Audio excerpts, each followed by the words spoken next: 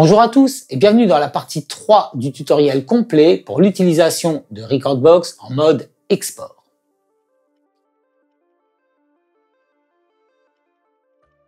Dans cette partie, nous allons maintenant voir les principaux réglages du mode export de Rekordbox et tout particulièrement les réglages adaptés à l'analyse des fichiers audio dans Rekordbox. Nous traiterons également ici de la différence importante entre l'analyse normale et l'analyse dynamique et je vous expliquerai à quel moment et de quelle manière tel ou tel type d'analyse convient le mieux. On voit ça ensemble dès maintenant.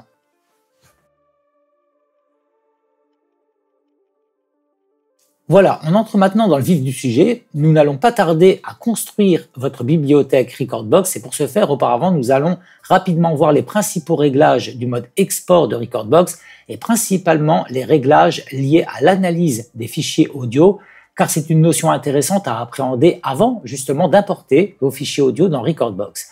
Alors les réglages dans Rekordbox se situent en haut à droite, vous avez cette petite roue crantée et puisque l'on est en mode export, ce sont bien entendu les réglages dédiés au mode export. On a dans un premier temps dans l'affichage des préférences de personnalisation de l'interface du logiciel, puis en termes d'analyse, la première fonction intéressante qui arrive, c'est l'affichage de la clé, donc de la clé de tonalité des titres de musique. Effectivement, regardez pour ces titres de musique, on a bien la colonne tonalité dans laquelle j'ai cette inscription DBM qui est précisée ici. Et DBM, en réalité, c'est tout simplement une note de musique qui est la note de musique dominante tout le long du morceau Raven Mars, là par exemple, ou Deeper Underground juste en dessous. Donc cet affichage-là revient à afficher une note de musique dans le format dit classique. De plus en plus d'utilisateurs aujourd'hui ont tendance à préférer l'affichage au format alphanumérique, puisque comme vous pouvez le voir, en alphanumérique, DBM correspond à 12A, et effectivement, on peut convenir que c'est peut-être plus facile d'appréhender la proximité de la tonalité entre différents morceaux avec cet affichage-là, puisqu'on pourrait tout à fait imaginer que si un titre est par exemple 12B, 11B ou 11A, il a une certaine proximité en matière de tonalité par rapport à ce morceau-là.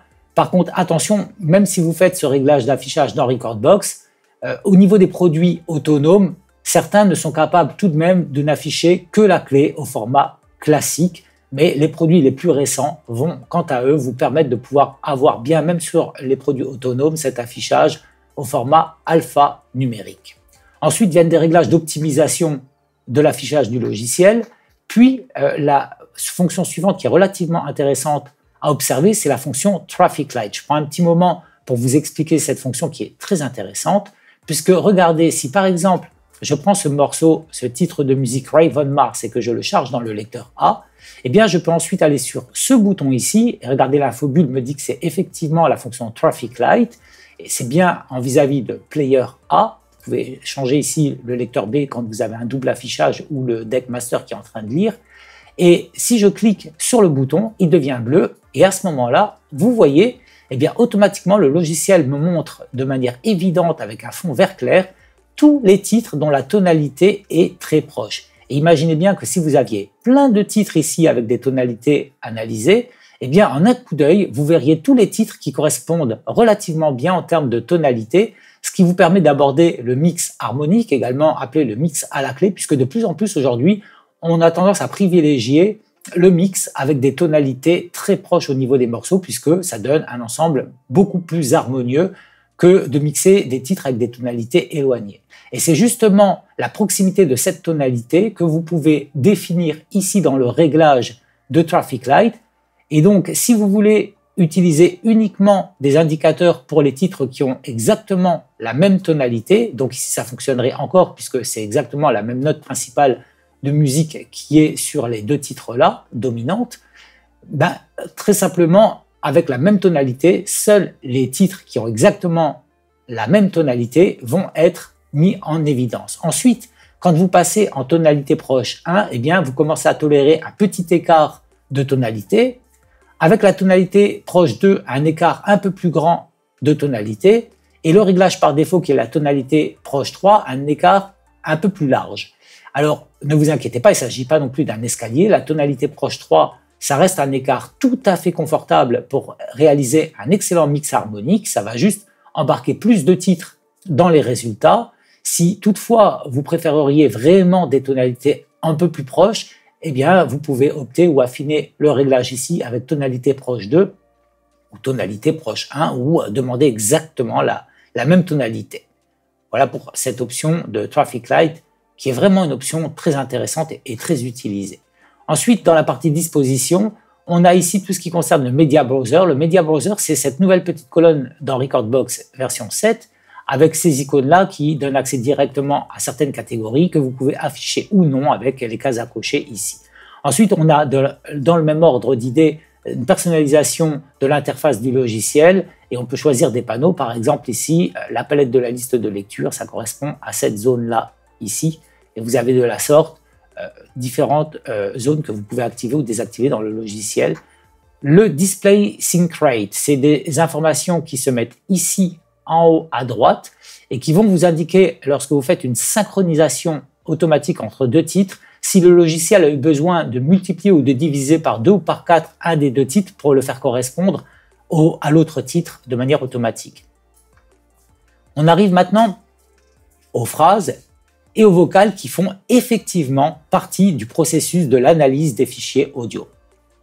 Alors, les phrases, ce sont une technologie avec des algorithmes et de l'intelligence artificielle qui fait que lorsque Rekordbox analyse les musiques, il va tenter de comprendre la construction de la musique de lui-même pour pouvoir vous informer de cette manière sur la forme d'onde agrandie ici. Donc, vous voyez ici, cette zone qui a été indiquée ici comme étant l'intro, ou alors sur la forme d'onde complète en haut ici, vous voyez c'est tiré de couleurs, et si les couleurs ne vous parlent pas suffisamment, vous pouvez opter d'afficher la légende, donc de toujours afficher le type de phrase en utilisant ce slider ici, et vous voyez bien qu'on voit effectivement écrit intro, up, chorus, etc.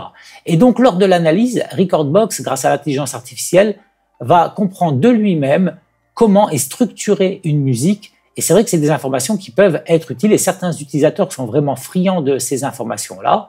Et ça peut avoir une certaine utilité, effectivement. Ça, c'est ce qu'on appelle vraiment les phrases dans Rekordbox.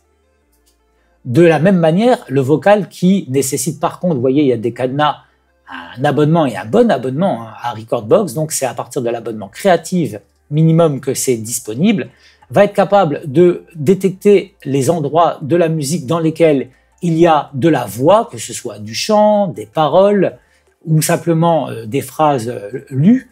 Eh bien, il va vous indiquer par un trait au-dessus bleu les endroits dans la musique où il y a de la voix qui est détectée dans le même ordre d'idée que la détection ici de la construction de la musique, sauf que là, ça vous indique vraiment, tiens, à tel endroit, il y a du chant, à tel endroit, il y a de la voix, voilà. Et donc, ça fait également partie des choses qui peuvent être analysées lorsqu'on importe des fichiers audio dans Rekordbox. Ensuite, vous avez rapidement les couleurs qui permettent de changer l'interface du logiciel en mode clair ou en mode foncé. Puis viennent les réglages d'affichage de la forme d'onde que vous avez ici, soit le nouveau mode d'affichage le plus récent, 3 bandes, qui vous permet de voir en un coup d'œil si vous avez des tonalités plus aiguës ou médium ou basse en bleu. Et vous pouvez décider de switcher en mode RGB, qui était l'évolution précédente, qui affiche les formes d'onde de ce goût-là, et sinon les toutes premières formes d'onde qui étaient sur des teintes de bleu. Vous avez ensuite rapidement les réglages audio. Donc, quand vous êtes en mode export, bien souvent, vous utilisez la carte intégrée à votre PC. Donc, rien d'extraordinaire ici, excepté si vous connectez un produit DJ. Dans ce cas-là, c'est la carte son du produit DJ qui va être utilisée. Et dans les autres ressorties, quand vous connectez un produit DJ, eh bien, vous pouvez vérifier ici quelle est la source de l'enregistrement. Et ça vous permet, lorsque vous connectez un produit qui est dédié pour l'utilisation en mode export, avec Rekordbox en mode export, de pouvoir définir quel est le produit qui va servir pour l'enregistrement. Et vous pouvez activer les options d'enregistrement du mode export de Rekordbox avec cette icône ici en haut. Et ça va vous permettre de pouvoir faire un enregistrement très qualitatif directement en numérique par USB avec les produits éligibles au mode export. C'est quand même intéressant de pouvoir faire un enregistrement qualitatif de la sorte. On en arrive finalement aux options d'analyse, donc le gros du sujet qui nous intéresse.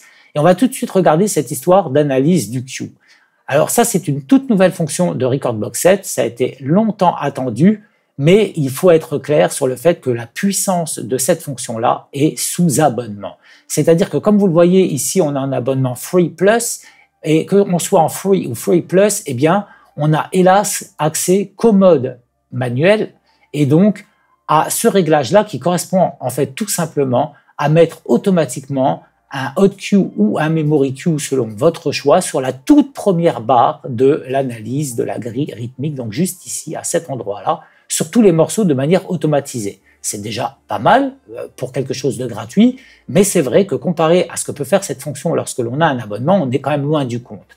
Effectivement, cette fonction-là, je pense que de mémoire, aucun produit ne permet de le déverrouiller matériellement parlant, donc il n'y a pas d'hardware unlock qui peut activer cette fonction. C'est vraiment réservé aux abonnements. Par contre, c'est disponible dès le premier abonnement, donc l'abonnement Core vous donnera déjà accès à toute cette fonction-là, et ça va faire sauter tous les cadenas ici, vous l'avez compris. Et si vous avez un abonnement, alors vous allez pouvoir profiter de hot cue placés automatiquement, donc vous pourrez activer le mode auto, et vous pourrez régler le nombre de hot cue que vous attendez. Et là, le logiciel, basé sur ce que la plupart des DJ font le plus souvent, va être en mesure de vous mettre automatiquement un hot cue au départ, un hot cue ici juste avant le break, un hot cue juste avant la remontée, un hot cue juste avant le hands up. Donc c'est vraiment des hot cues stratégiques à des endroits où on les attendrait, où le DJ en a besoin. Et le logiciel va, grâce à l'intelligence artificielle, être capable de proposer ça de lui-même et tout seul.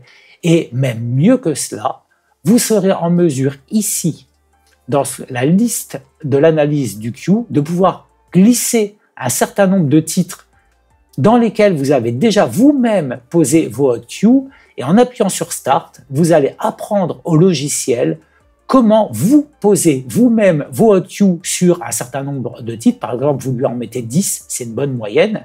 Et le logiciel, au moment où vous appuyez sur Start, va tenter de comprendre ce que vous faites et votre schéma, votre façon de poser les hot cues, et va être capable de lui-même les poser exactement comme vous, à l'avenir tout seul, lorsque vous ajoutez des musiques dans Recordbox.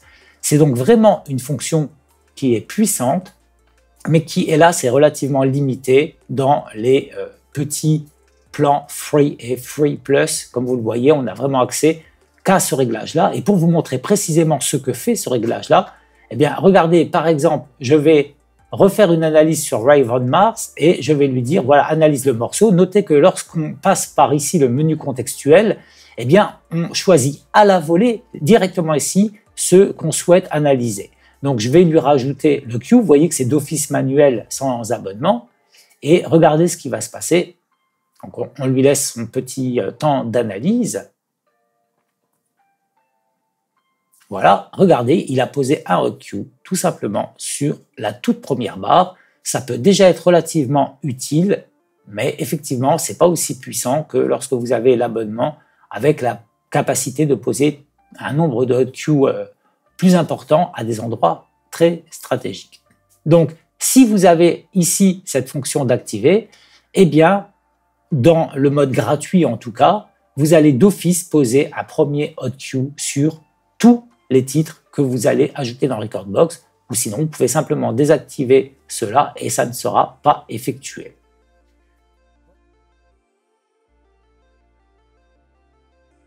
Voilà maintenant le gros des réglages d'analyse des morceaux. Donc comme vous le voyez ici, il y a essentiellement deux modes d'analyse dans Recordbox. Je vous explique ça de suite très simplement. Le logiciel Recordbox propose deux méthodes d'analyse, l'analyse normale et l'analyse dynamique. L'analyse normale est la méthode d'analyse que je vous recommande par défaut et on pourrait dire que c'est celle qui s'adresse aux titres de l'ère moderne de la musique qui sont construits par exemple par des synthétiseurs, des sampleurs, des boîtes à rythme ou même des ordinateurs. Elle convient particulièrement pour les titres qui ont un tempo absolument constant. Par exemple, vous avez un titre qui va à 120 BPM, il reste absolument à 120 BPM tout le long, eh bien, c'est la méthode d'analyse normale qu'il va falloir privilégier dans ce cas-là. Et vous comprenez bien de fait que c'est cette méthode d'analyse qui va par défaut convenir à 80 ou 90% des titres que vous seriez amené à importer dans Recordbox. L'analyse dynamique, quant à elle, est une méthode d'analyse exclusive du logiciel Recordbox, car en effet, de mémoire, je crois bien qu'aucun autre logiciel, à l'heure actuelle, ne dispose de cette méthode d'analyse. Elle convient particulièrement aux titres qui ont un tempo variable, que ce soit des variations volontaires afin de créer des effets artistiques, ou que ce soit des titres enregistrés par des groupes de musique, comme par exemple dans le style funk.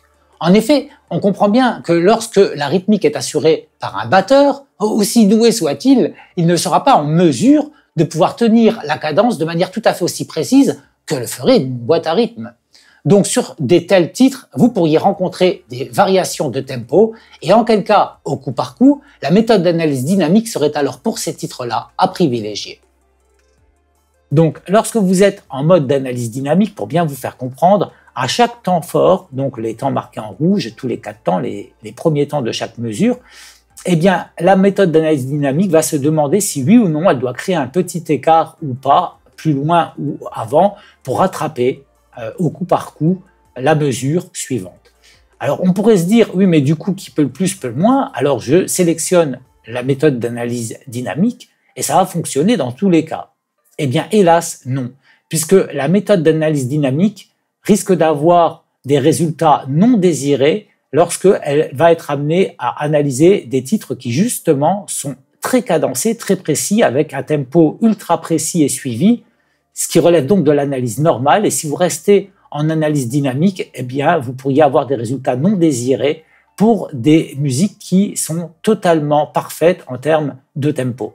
Donc, moi, ce que je vous conseille, c'est d'effectuer tous vos apports à chaque fois en analyse normale, de rester par défaut dans ce mode d'analyse-là, mais au coup par coup, si vous rencontrez après, par la suite, un ou plusieurs titres qui ont des grilles rythmiques qui ne sont pas parfaites puisque apparemment le tempo n'est pas bien tenu tout le long, eh bien vous passez à ce moment-là en mode d'analyse dynamique et vous allez aller chercher ce titre qui aurait un défaut d'analyse et vous sélectionnez, analysez le morceau et puisque l'analyse dynamique a été sélectionnée, il va être réanalysé en analyse dynamique. Vous pouvez également sélectionner plusieurs morceaux et dans le même ordre d'idées, effectuer pour tous ces morceaux, donc vous voyez, il précise bien analyser les morceaux cette fois, et faire une analyse dynamique pour tous les morceaux que vous avez notés comme n'ayant pas une bonne grille rythmique, puisque ne tenant par exemple pas bien le tempo sur la longueur. Donc, c'est situationnel d'activer l'analyse dynamique au cas par cas pour les titres qui en auraient besoin, mais dans la plupart des cas, moi je vous conseille de rester toujours sur l'analyse normale. Voilà pour cette différence importante entre les deux méthodes d'analyse de Rekordbox. Vient ensuite la plage de BPM, qui est en fait donc la plage de tempo. Là ici, par défaut, c'est réglé de 70 à 180 BPM. C'est une plage relativement large qui convient bien aux DJ généralistes. Maintenant, effectivement, certains titres urbains ou certains slow pourraient être en dessous de 70 BPM. Et ce qui va se passer à ce moment-là, c'est que vu que c'est pas dans la plage admissible, le logiciel va être à quelque part feinté et va multiplier par 2 le BPM. Donc imaginons que j'aurais un titre urbain ou un slow qui serait identifié normalement à 60 BPM, eh bien le logiciel va indiquer, il va faire du x2, il va indiquer que c'est 120 BPM.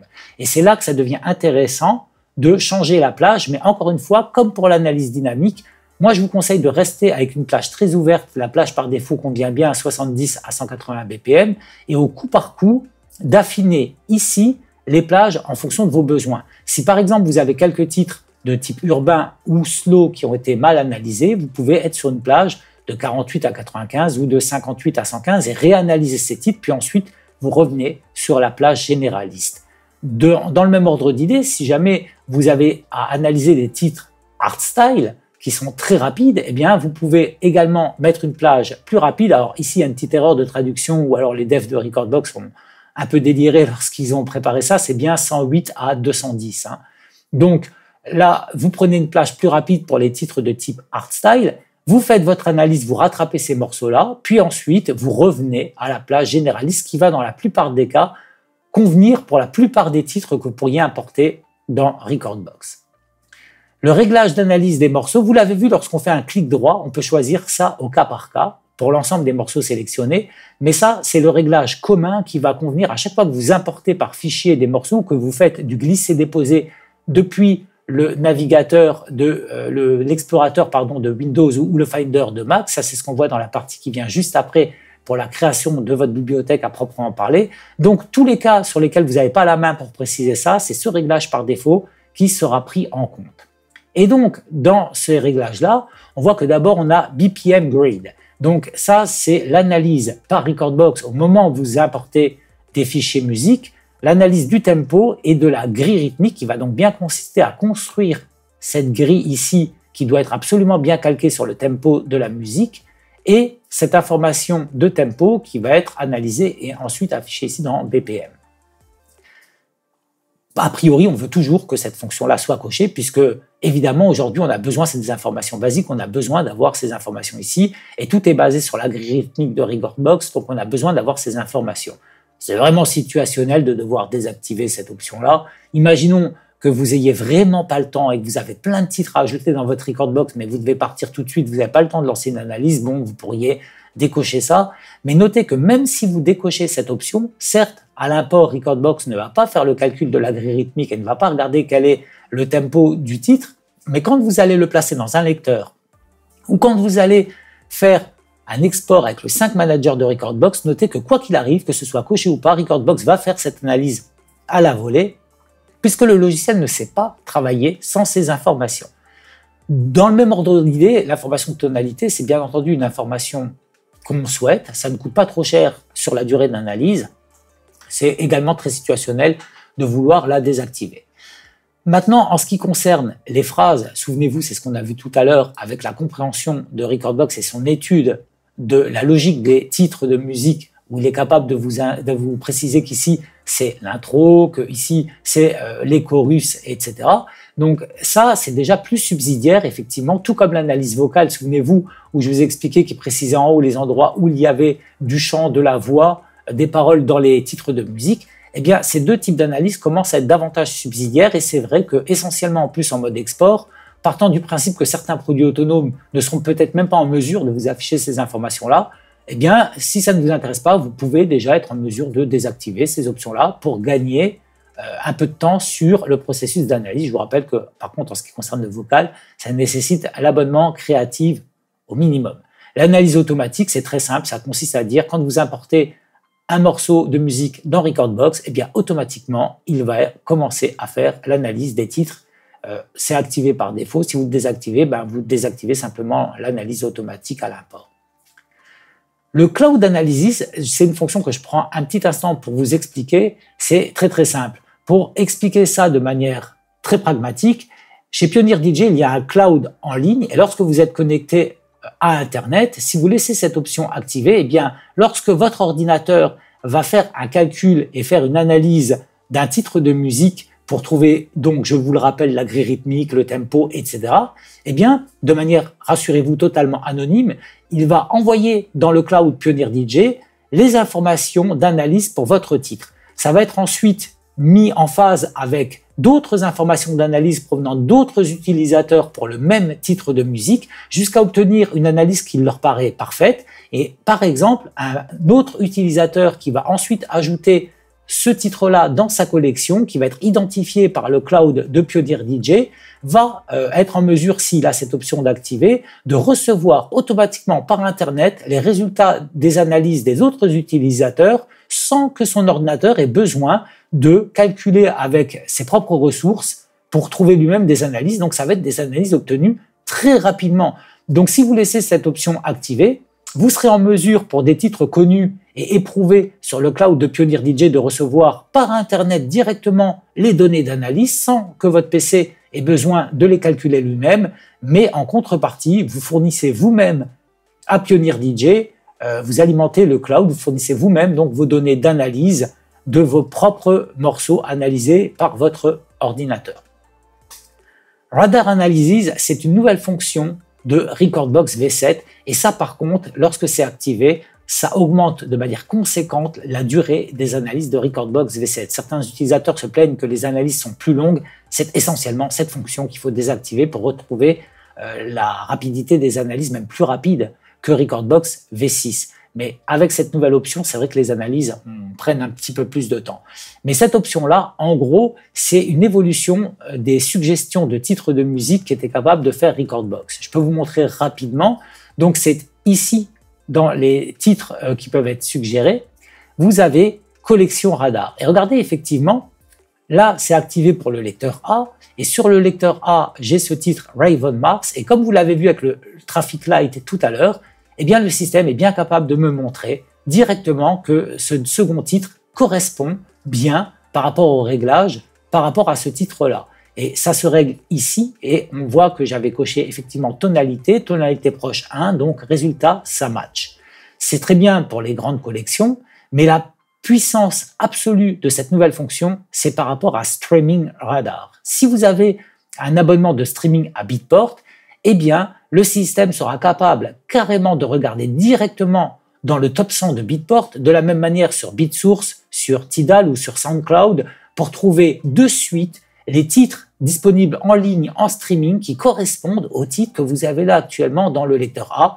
Et vous pouvez de la sorte faire une preview du titre rapidement, en cliquant sur aperçu, dans l'ensemble des titres proposés. Et dès que vous en entendez un qui vous plaît, vous savez déjà qu'il correspond aux critères que vous avez définis ici.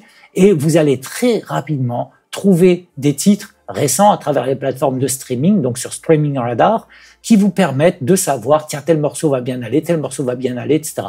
Donc c'est quand même une fonction qui est très puissante, surtout en matière de streaming. Je vous rappelle que Collection Radar, ça a proprement parlé sur votre collection. Streaming Radar, ça va être par rapport aux plateformes de streaming en ligne si vous avez des abonnements, Beatport, Tidal, SoundCloud, BeatSource, etc. Et c'est vraiment une fonction intéressante qui a été ajoutée dans Recordbox V7, mais qui nécessite par contre une durée d'analyse un peu plus longue de votre collection. Et enfin, on a ce dernier réglage-là qui consiste à régler le processus d'analyse et donc en réalité la quantité de ressources que ça va nécessiter sur votre ordinateur. Par défaut, on est dans le mode normal. Alors le mode normal, c'est une sorte de mode équilibré. Ça consomme quand même de manière assez intensive déjà les ressources de votre ordinateur, mais ça va vous laisser un peu de champ libre pour faire encore quelques petites choses dans Recordbox ou pour utiliser votre ordinateur pour faire d'autres choses à côté, mais vous allez quand même déjà sentir le poids de l'analyse. Le mode performance, quant à lui, va aller jusqu'à vraiment utiliser 100% des ressources de votre machine. Donc, vous verrez vraiment dans le gestionnaire des tâches votre CPU qui monte à 100% d'utilisation. Autant vous dire que dans ce mode performance, eh bien, vous ne pouvez plus faire grand-chose dans Recordbox et même votre ordinateur sera relativement chargé et tout sera relativement ralenti. Donc, si vous avez énormément de titres de musique à analyser en une fois, par exemple, vous avez 1000, 2000, 3000, 4000 titres de musique à analyser et que vous êtes certain que vous n'avez pas besoin de votre ordinateur pendant cela, eh bien, vous pouvez passer en mode performance pour accélérer les analyses, mais votre ordinateur va travailler fort et donc, effectivement, vous ne pourrez pas faire grand-chose à côté. Le mode normal est donc un bon compromis entre les deux, mais il est déjà quand même intensif. Et le mode économie d'énergie, eh bien, c'est comme pour dire au logiciel, écoute, moi, j'ai quelque chose à faire avec mon ordinateur, j'ai encore d'autres choses à faire dans Recordbox, donc vas-y, analyse les musiques, mais laisse-moi de la marge pour travailler convenablement à côté sur ma machine. Dans la plupart des cas, bien entendu, le mode normal devrait vous convenir, et encore une fois, vous pouvez switcher en performance si vous n'avez rien à faire avec votre machine et que vous voulez accélérer le processus d'analyse. Voilà, vous êtes au fait maintenant des analyses des fichiers audio dans Recordbox. Dans la partie suivante, justement, on va construire la bibliothèque de Recordbox. On va déjà alimenter votre collection avec des fichiers audio qui vont être analysés avec les réglages que l'on a effectués ici même.